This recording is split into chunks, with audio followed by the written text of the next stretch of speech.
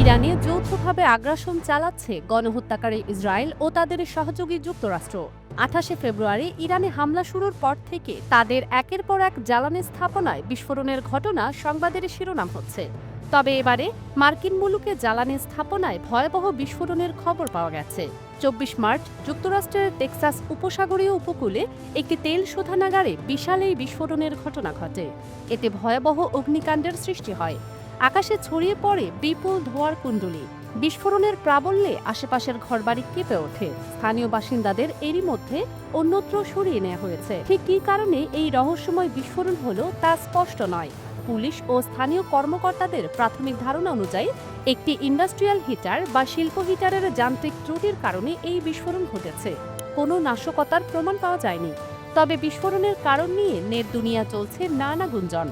অনেকে ইরান যুদ্ধের সাথে এর সূত্র মেলানোর চেষ্টা করছেন। টেক্সাস উপসাগরীয় উপকূল ও টেক্সাস লুইজিয়ানা সীমান্তের কাছে অবস্থিত ভালেরো শোধনাগারটিতে প্রায় 770 জন কর্মী কাজ করেন। প্রতিদিন এখানে 4,35,000 ব্যারেল পেট্রোল, ডিজেল ও জেট জ্বালানি উৎপাদন করা হয়। শোধনাগার কর্তৃপক্ষ এবং পোর্ট আর্থারের মেয়র শার্লট এম মোজেস দাবি করেছেন এই ঘটনায় কোনো শ্রমিক বা সাধারণ মানুষ হতাহত হয়নি। নিউ ইয়র্ক টাইমসের প্রতিবেদনে বলা হয়েছে, টেক্সাসের পোর্ট আর্থারে অবস্থিত ভালেরো তেল শোধনাগারে একটি শক্তিশালী বিস্ফোরণ এবং ভয়াবহ অগ্নিকাণ্ড ঘটেছে। এতে আকাশ কালো ধোঁয়ায় ঢেকে যায়। স্থানীয় গণমাধ্যমগুলো জানায়, ব্যাপক বিস্ফোরণের পর শোধনাগার থেকে ছড়িয়ে পড়া ঘন কালো ধোঁয়া স্থানীয় বাসিন্দাদের মধ্যে স্বাস্থ্য ঝুঁকি নিয়ে উদ্বেগ সৃষ্টি করে। অনেকেই দ্রুত নিরাপদে সরিয়ে নেওয়া হয়। ঘটনাস্থলে থাকা এক বাসিন্দা জানান, পুরো এলাকায় পচা ডিমের মতো দুর্গন্ধ ছড়িয়ে পড়ে, যা সাধারণত সালফারের গন্ধ হিসেবে পরিচিত। অন্য বাসিন্দারা জানিয়েছেন, বিস্ফোরণের কারণে তাদের বাড়িঘর ও যানবাহন কেঁপে ওঠে।